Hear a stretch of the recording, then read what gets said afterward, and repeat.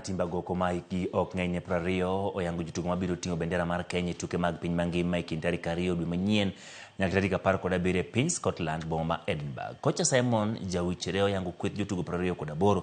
Jotugo biro wuok e pacho kae tarik 27 dweni ne tukego. Number 1, Oluoch Darrell Roy from Kabras. Number 2, Ogutu Wycliffe Otieno from Leicester University. Omolo Andikol from KCB. Andikol is actually here with us, one of our leadership group. This group got us to this point, and we believe this is the same group that will take us further.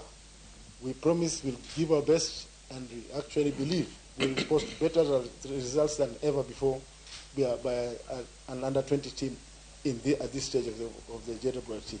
We are preparing to go to Scotland.